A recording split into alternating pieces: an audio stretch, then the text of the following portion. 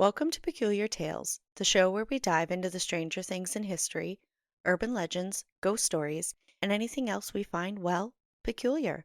I'm Christy. And I'm Dawn.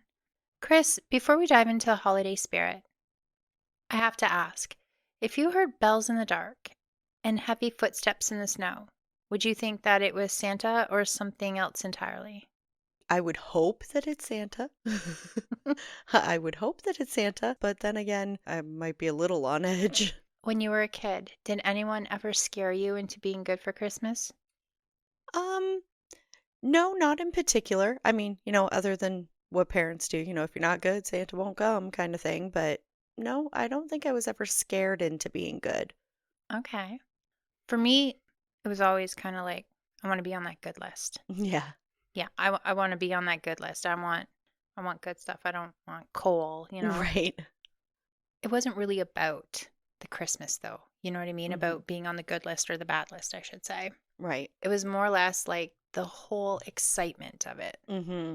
If you're good, this magic's going to come inside your house and you're going to get what you wished for, maybe. And, Right. I'm going to catch this guy this year and Yeah. that's going to be that, right? Yeah.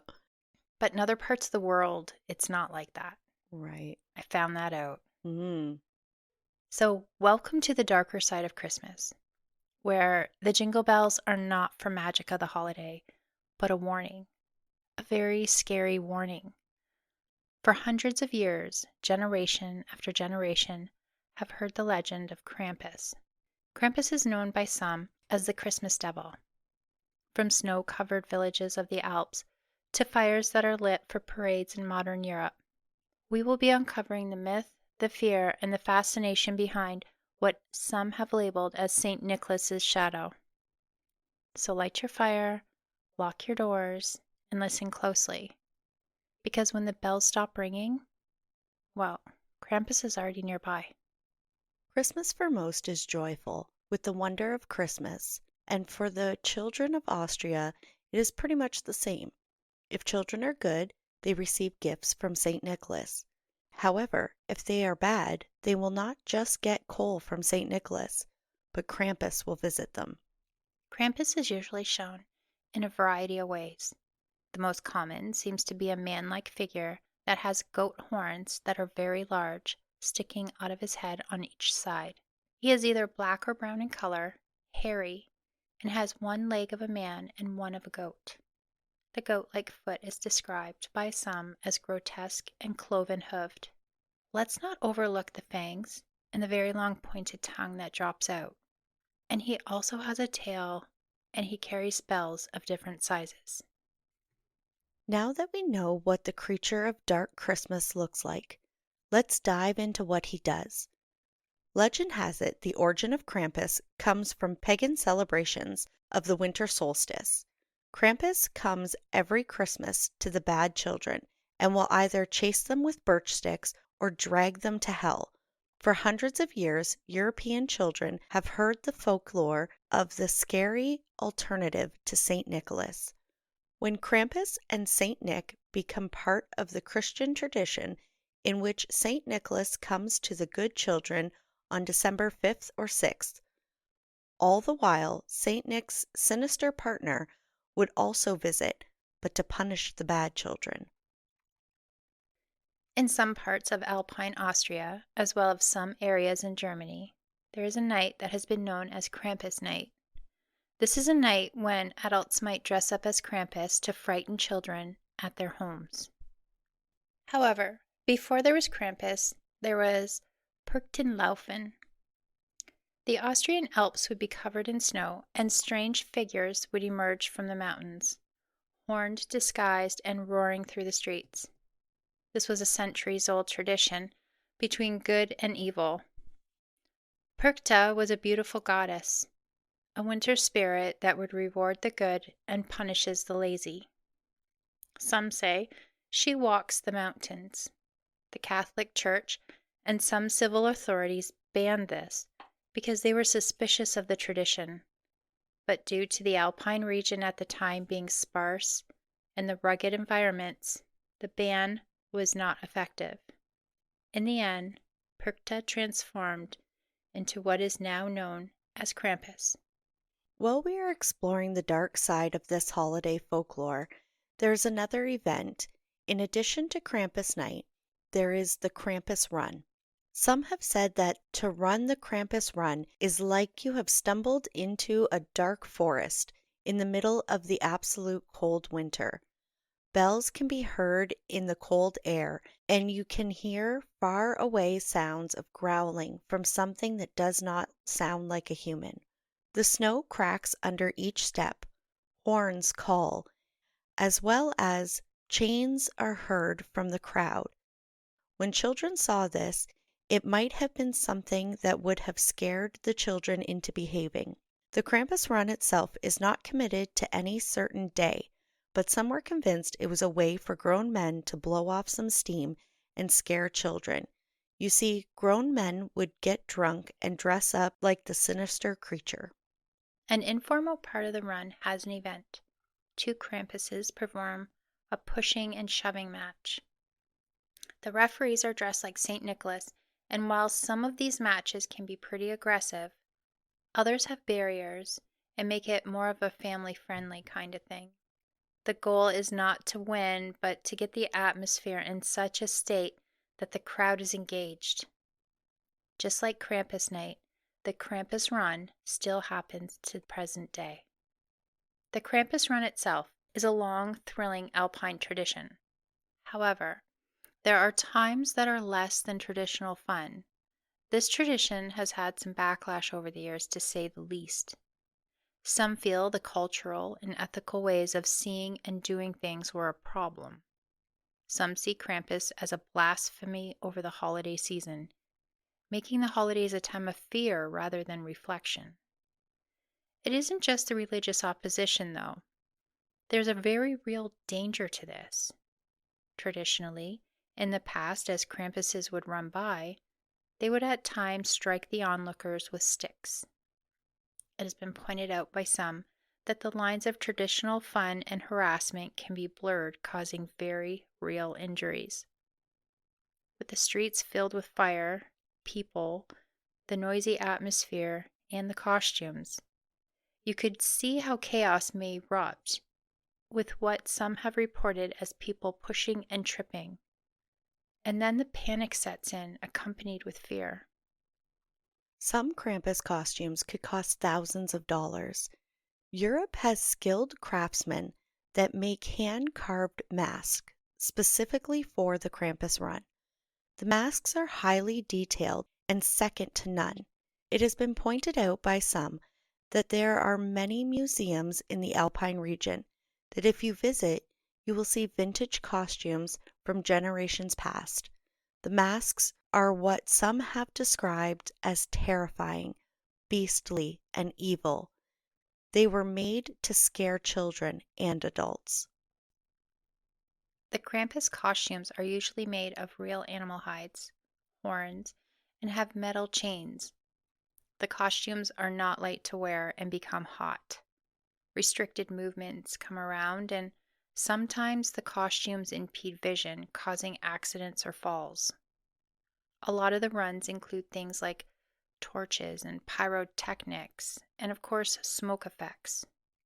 Well, sparks sometimes happen and at times burn costumes. And if the ventilation was not a priority when being made, well, now there's breathing issues. Along with the very real possibility of danger with the atmosphere and the costumes, there is the aggressiveness that people get when they're in character. Like we mentioned earlier, traditionally the Krampuses would chase onlookers and strike them with sticks. There have been times that onlookers were hurt so bad by the Krampuses that some were sent to the hospital. There is drinking at this event, so with drinking comes a certain amount of misjudgment by some, leading them to get carried away with instilling fear to the masses. It is part of the holiday to offer the Krampus schnapps, which is a distilled fruity brandy. In the 1890s, postcards in Europe were a very big business, and Krampus became one of its most sought-after subjects. Sending a postcard back then was like sending an email today. And with the postcard being cheap and beautifully painted, and with new techniques adding color, which happened to allow for vivid color and detail, well, they were also easy to send. And so, with time, the postcards have become a winter tradition in Austria and Germany. These postcards were as far from a Christmas card as one could get. Some showed the horned creature chasing bad children or fearful adults. These cards by no means were supposed to make you feel all joyous. Oh no, these were to give the person a sense of dis-ease. There were some that were marked "Greetings from Krampus," and these showed children full of fear being pushed into a sack. Or some showed the horned evil creature getting ready to hit children with sticks. Some with Krampus leading them away in chains. The postcards of the earliest 20th century, yes, had the images of Krampus punishing children, but they were a little more, well, adult. Krampus was shown as proposing to women, and in some cards he is portrayed as a large woman whipping children with birch sticks and carrying them off in a satchel. In others, Krampus looks defeated as a smiling woman dangles him in the air holding his satchel of birch sticks behind her back. Some postcards had dark humor attached to it, but all in all, they were creepy. Even though Krampus has deep roots that lie in the Alpine folklore, North America has an eerie interest in the creature. Krampus has brought an ominous twist to the Christmas holidays, reminding us that not all Christmas spirit brings joy. In North America, Krampus has become a remarkable sensation. It has been noted that a lot of cities have put a lot of work into bringing the European tradition forth. This way, there's a reduction in presenting Krampus in an incorrect manner. There have been things like movies, comics, and songs written about Krampus, and it seems as the years go by, the Krampus fascination is gaining momentum. So, Chris, have you ever experienced a tradition or even an event that gave you this type of eerie feeling as Krampus lore? Absolutely not. Me I've neither. I've never experienced anything like that. That's they really bring it to a whole nother level. It's one thing to say, to the children, he's not going to come if you're bad, Right? right? Which is still kind of pretty bad that we do, but, it's not nearly as bad as, well, you're going to be dragged off to hell at the worst part. Right? I would dread Christmas at that point. I'd be Right. like, I am not a Christmas person. I'm sorry. I mean, I feel like it probably works because I would behave as an adult. Right? And there's something called the Krampus balls, which there's some large cities out there. Toronto, Canada has one. Every year they put on a Krampus ball, which, if I understand it correctly, when I looked it up, it's more like a rave kind of Oh. feel, right? So you have more alternative, heavier music, different bands. It's covered by magazines and podcasters Hmm. and lots of different people. Toronto is celebrating its 13th Krampus Ball this year. Oh, wow.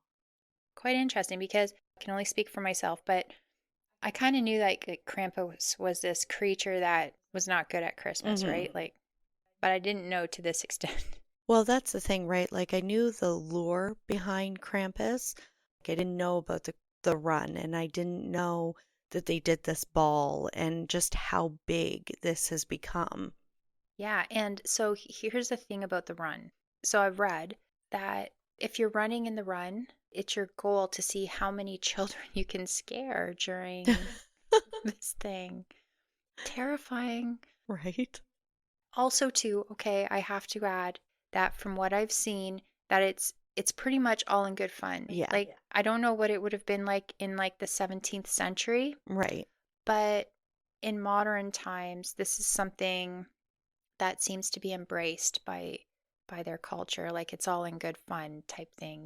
That's interesting. But these, okay, so I say that But if you look up these Krampus runs and see some of these costumes, terrifying.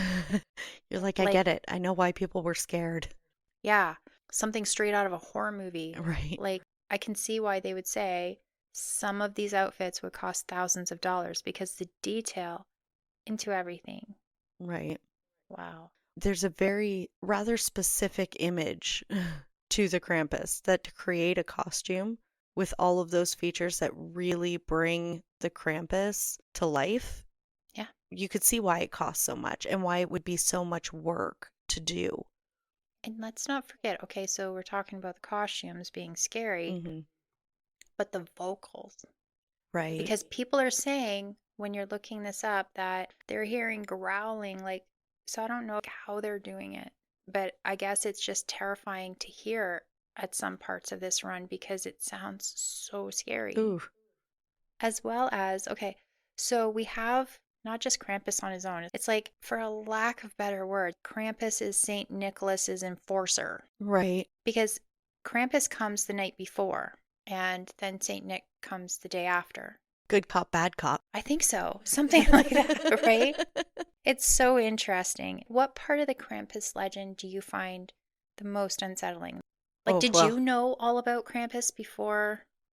I did know some things. I did know if you were bad, he would kidnap you. And I did know that he was, something to be feared, but I didn't know all of it to this extent.